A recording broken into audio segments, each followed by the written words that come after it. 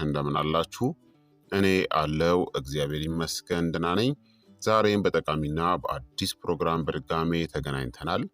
በዛሬው የጤና ፕሮግራማችን ላይ የምንመለከተው ከመጠን በላይ የቫይታሚን ዲ መድኃኒት ወይም ደግሞ ሰፕሊመንትን የምትወስዱ ከሆነ የሚያስከትለውን አደገኛ የጤና ጉዳቶችን በዝርዝር የምነግራችሁ ይሆናል። እንዲሁም ደግሞ ከመጠን በላይ የሚባለው ምን ያክል መጠን ስትወስዱ ነው፣ በቀንስ እስከ ምን ያክል መጠን መውሰድ ትችላላችሁ የሚለውን በደንብ እነግራችኋለሁኝ።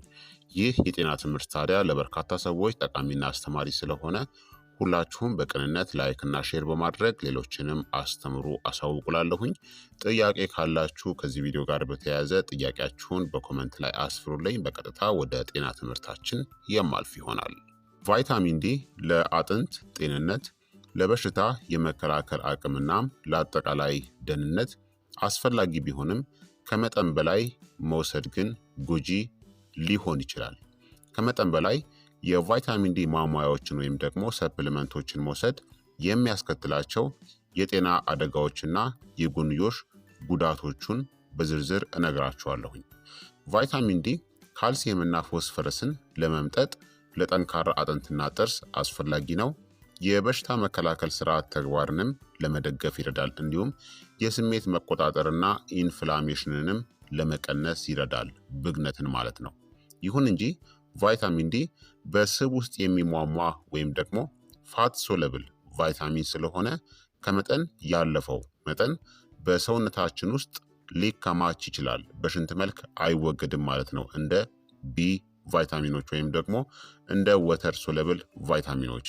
ይህም ወደ መመረዝ ወይም ደግሞ ከመጠን ያለፈ ቫይታሚን ዲ ወይም ሃይፐር ቪታሚኖሲስ ዲን ያመራል ወይም ያስከትላል ማለት ነው።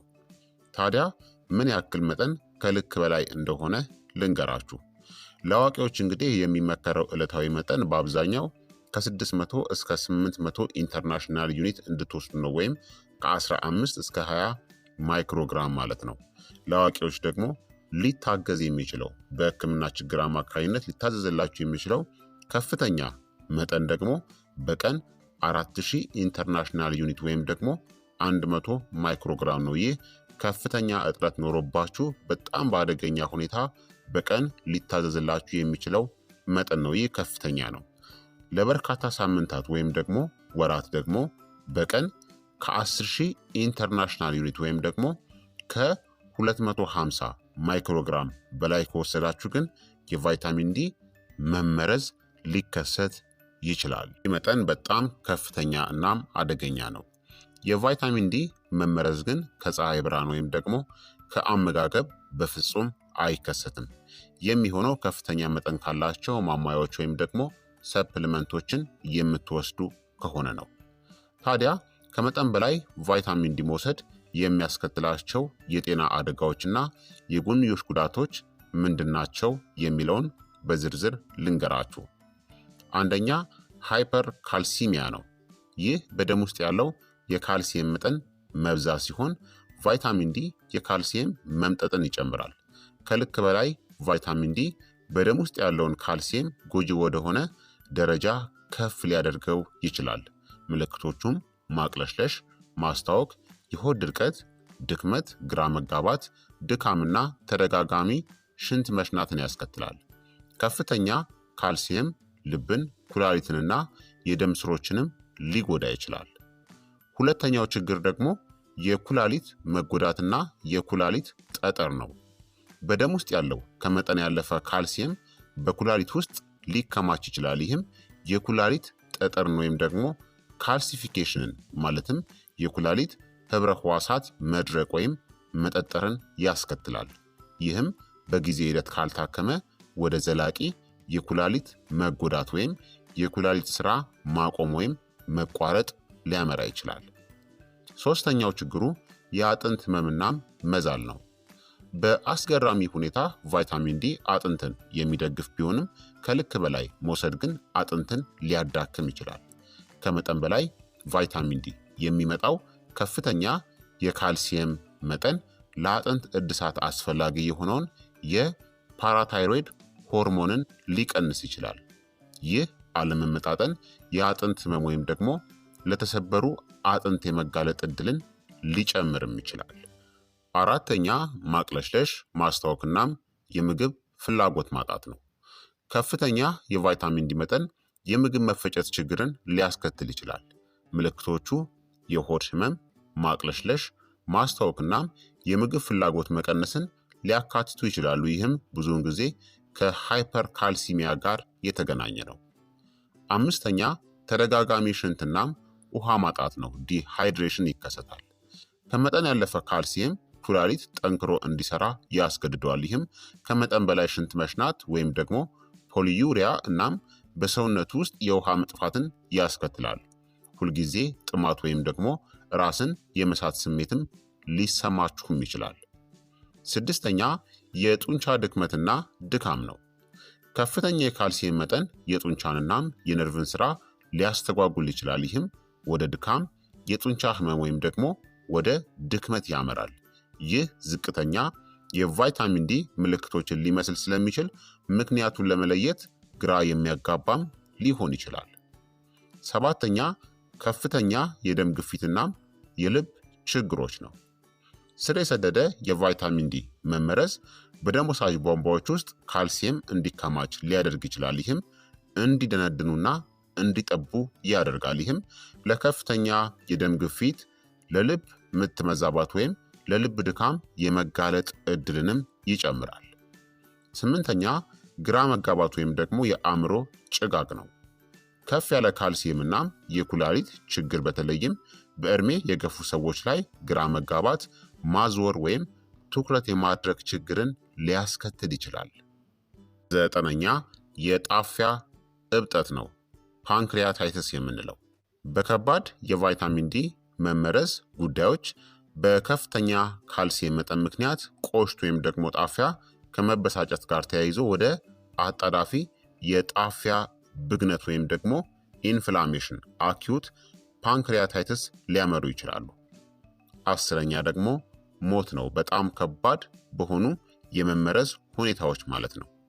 በጊዜ ሂደት በጣም ከፍተኛ የቫይታሚን ዲ መጠን የአካል ክፍሎች ስራ ማቆምን በተለይም ኩላሊትና ልብን ሊያስከትል ይችላል። ይህም ካልታከመ ለሞት ሊዳርግ ይችላል ማለት ነው። ስለዚህ የቫይታሚን ዲ መጠን ከልክ በላይ በፍጹም አይወሰድም።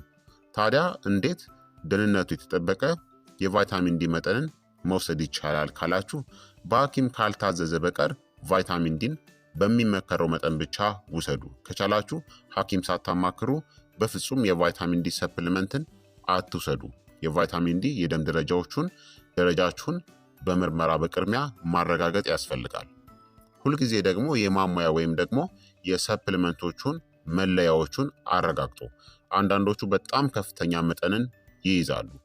ለረጅም ጊዜ ደግሞ ማሟያን የምትወስዱ ከሆነ የደማችሁን መጠን አስመርምሩ። ተመራጭ የቫይታሚን ዲ የደም መጠን ደረጃ ከ20 እስከ 50 ናኖግራም ፐር ሚሊ ሊትር ወይም ደግሞ ከ50 እስከ 125 ናኖሞል ፐር ሊትር ነው። የመመረዝ ደረጃ ደግሞ ደረሰ የሚባለው ከ100 ናኖግራም ፐር ሚሊ ሊትር ወይም ከ250 ናኖሞል ፐር ሊትር በላይ ሲሆን የቫይታሚን ዲ መጠን መመረዝ ተከሰተ ይባላል።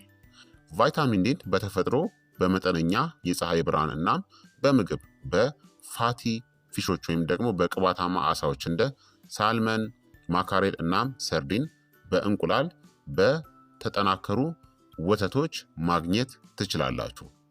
ታዲያ በቫይታሚን ዲ የበለጸጉ የተፈጥሮ ምግቦችና የቫይታሚን ዲ መጠናችሁን በአስተማማኝ ሁኔታ እንዴት ከፍ ማድረግ እንደምትችሉ ደግሞ እነግራችኋለሁ። አንደኛ ቫይታሚን ዲን ከፀሐይ ብርሃን ማግኘት ነው። ይህ የተፈጥሮ መንገድ ነው። የቫይታሚን ዲ ምርጥ ተፈጥሯዊ ምንጭ የፀሐይ ብርሃን ነው።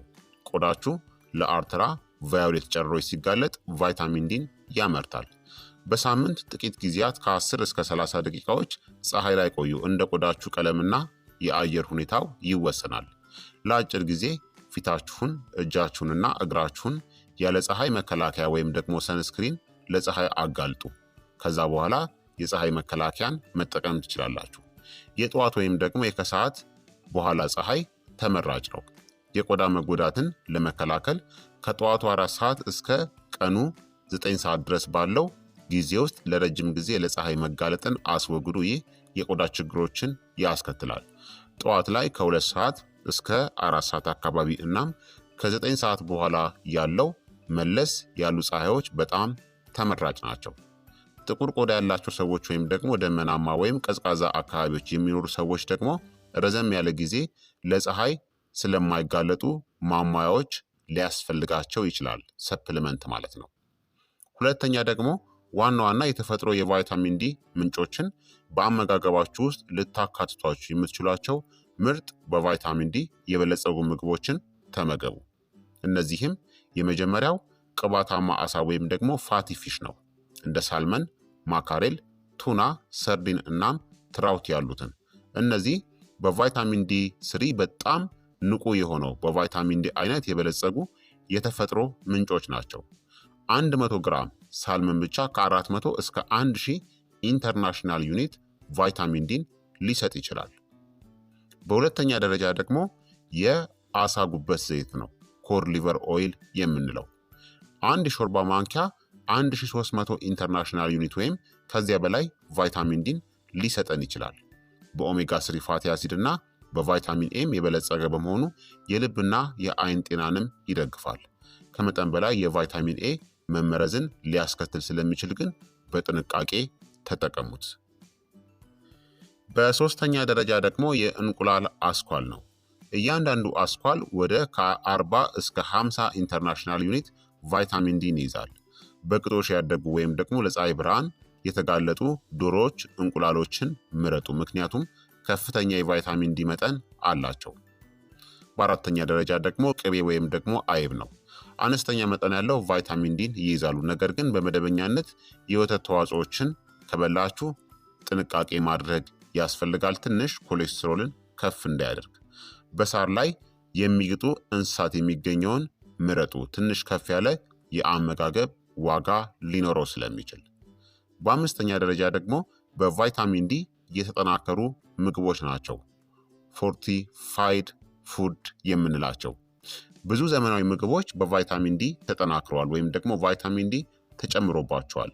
በቂ ፀሐይ የማታገኙ ከሆነ በጣም ጥሩ ነው። ለምሳሌ በቫይታሚን ዲ የተጠናከረ ወተት ወይም ደግሞ ከእጽዋት የተሰሩ ወተቶች፣ የአኩሪ አተር፣ የአልመንድና የአጃ ወተት፣ በቫይታሚን ዲ የተጠናከረ የብርቱካን ጭማቂ፣ በቫይታሚን ዲ የተጠናከሩ የቁርስ እህሎች ወይም ደግሞ ሲሪያሎች፣ በቫይታሚን ዲ የተጠናከሩ እርጎዎች።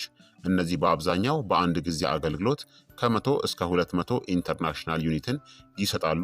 በቫይታሚን ዲ እንደተጠናከሩ ወይም ደግሞ እንደተጨመረባቸው ለማረጋገጥ በምርቱ ላይ ያለውን መለያ አንብቡት። በስድስተኛ ደረጃ ደግሞ እንጉዳዮች ናቸው፣ በተለይ ለፀሐይ ብርሃን የተጋለጡ። እንጉዳዮች ለፀሐይ ብርሃን ወይም ደግሞ ለአልትራ ቫዮሌት ብርሃን ሲጋለጡ ከሰዎች ቆዳ ጋር በሚመሳሰል ሁኔታ ቫይታሚን ዲን ያመርታሉ። ስለዚህ የተለያዩ እንጉዳዮች በቫይታሚን ዲ የበለጸጉ ናቸው። ስለዚህ እነሱን ተመገቡ። አንዳንዶቹ በ100 ግራም ከ400 እስከ 1000 ኢንተርናሽናል ዩኒትን ሊሰጡም ይችላሉ። ስለዚህ በተፈጥሯዊ አመጋገብ ቫይታሚን ዲን ከእነዚህ ምግቦች ማግኘት ትችላላችሁ። ሶስተኛ ደግሞ በተፈጥሮ የቫይታሚን ዲ መጠንን ለማሻሻል የሚረዱ የአኗኗር ዘይቤዎችን መከተል ነው። በመደበኛነት ለመጠነኛ ፀሐይ መጋለጥ፣ ቅባታማ አሳዎችን፣ እንቁላልንና የተጠናከሩ ምግቦችን በምግባችሁ ውስጥ ማካተት፣ ጤናማ የሰውነት ክብደትን መጠበቅ። ቫይታሚን ዲ በሰውነት ስብ ውስጥ ሊጠመድ ስለሚችል ብዙም ጥቅም ላይ ሊውል አይችልም። ስለዚህ ክብደታችሁን ጤናማ ማድረግ አለባችሁ። ከቤት ውጭ የአካል ብቃት እንቅስቃሴን አድርጉ። ሁለቱንም የፀሐይ ብርሃንንም የተሻለ የአጥንት ጥንካሬንም እንድታገኙ ይረዳችኋል። ቫይታሚን ዲን ደግሞ ከጤናማ ቅባቶች ጋር መመገብ ነው ወይም ደግሞ መውሰድ። ለምሳሌ ከወይራ ዘይት፣ ከአቮካዶ እናም ከለውዝ ጋር አዋህዳችሁ መውሰድ ነው። በስብ ውስጥ የሚሟሟ ስለሆነ ይህ የቫይታሚን ዲ መምጠጥን ያሻሽለዋል። ምንጊዜም ቫይታሚን ዲ ሰፕሊመንቶችን ስትወስዱ ፋት ያላቸው ምግቦችን ተመገቡ። ጤናማ የሆኑ የወይራ ዘይት፣ አቮካዶ ወይም ደግሞ ለውዝን ማለት ነው። ታዲያ ማሟያዎችን ወይም ደግሞ የቫይታሚን ዲ ሰፕሊመንቶችን መቼ መውሰድ እንደሚያስፈልግ ልንገራችሁ። የፀሐይ ብርሃን ውስን በሆነባቸው አካባቢዎች የምትኖሩ ከሆነ፣ ቀዝቃዛ የአየር ጠባይ ወይም ደግሞ የክረምት ወራት ከሆነ ያስፈልጋችኋል። ሐኪማችሁን አማክራችሁ ውሰዱ። ጥቁር ቆዳ ካላችሁ፣ ከመጠን ያለፈ ውፍረት ላይ ከሆናችሁ ወይም የምግብ መምጠጥ ችግሮች እንደ ሴሊያክ ዲዚዝ ካለባችሁ መውሰድ ሊያስፈልጋችሁ ይችላል። በእነዚህ ሁኔታዎች ሐኪማችሁ በቀን ከ1000 እስከ 2000 ኢንተርናሽናል ዩኒት እንድትወስዱ ሊመክር ይችላል። ነገር ግን የደም ምርመራዎች ትክክለኛውን መጠን መምራት ይኖርባቸዋል። በአጠቃላይ በ100 ግራም ወይም ደግሞ በአንድ አገልግሎት ሳልመን ውስጥ ከ400 እስከ 1000 ኢንተርናሽናል ዩኒት ቫይታሚን ዲ ይኖራል። በ100 ግራም ማካሬል ውስጥ ከ300 እስከ 700 ኢንተርናሽናል ዩኒት ቫይታሚን ዲን ታገኛላችሁ። በ100 ግራም ሰርዲን ውስጥ ከ250 እስከ 300 ኢንተርናሽናል ዩኒት ቫይታሚን ዲን ታገኛላችሁ። የአሳ የጉበት ዘይት ደግሞ በአንድ የሾርባ ማንኪያ 1300 ኢንተርናሽናል ዩኒት ቫይታሚን ዲን ይሰጣል። የእንቁላል አስኳል ደግሞ ከ40 እስከ 50 ኢንተርናሽናል ዩኒት ቫይታሚን ዲን ይሰጣል በአንድ እንቁላል አስኳል። ለአልትራ ቫዮሌት የተጋለጡ እንጉዳዮች ደግሞ ለፀሐይ ብርሃን የተጋለጡ እንጉዳዮች ከ400 እስከ 100 ኢንተርናሽናል ዩኒት በ100 ግራም ይሰጣሉ ማለት ነው። ስለዚህ ከተቻለ ቫይታሚን ዲን ከአመጋገብ ማግኘት አንደኛውና ቤስት የምንለው ተመራጭ መንገድ ነው ማለት ነው። ነገር ግን ሰፕሊመንት ካስፈለጋችሁ ግዴታ በቅድሚያ የቫይታሚን ዲ የደም ምርመራን አረጋግጣችሁ በሐኪም የታዘዘውን የቫይታሚን ዲ የሰፕሊመንት መጠንን መውሰድ ትችላላችሁ። በራሳችሁ ከሆነ የምትወስዱት ምናልባትም ኦቨርዶዝ ወስዳችሁ የቫይታሚን ዲ መመረዝ ወይም ደግሞ ሃይፐር ቪታሚኖሲስ ዲ የምንለው ሊከሰት ስለሚችል ጥንቃቄ ማድረግ ያስፈልጋል ማለት ነው። ስለዚህ ክቡራትና ክቡራን ተመልካቾቼ የዛሬው የጤና ትምህርት እንግዲህ ይህንን ይመስል ነበረ። እንደተማራችሁበት ተስፋ አደርጋለሁኝ። ሀሳብ አስተያየታችሁም ደግሞ አይለኝ እላለሁ። ይህ የጤና ትምህርት ለበርካታ ሰዎች እንዲደርስ ሁላችሁም በቅንነት ላይክና ሼር ማድረጋችሁን በፍጹም አትዘንጉ። ጥያቄያችሁን በኮመንት ላይ ልታሰፍሩልኝ ትችላላችሁ። በቀጣይ የጤና ትምህርት እስከምንገናኝ እኔንም እናንተንም ቸር ያቆየን። መልካም ጊዜ፣ መልካም ቆይታ። ቻው ቻው።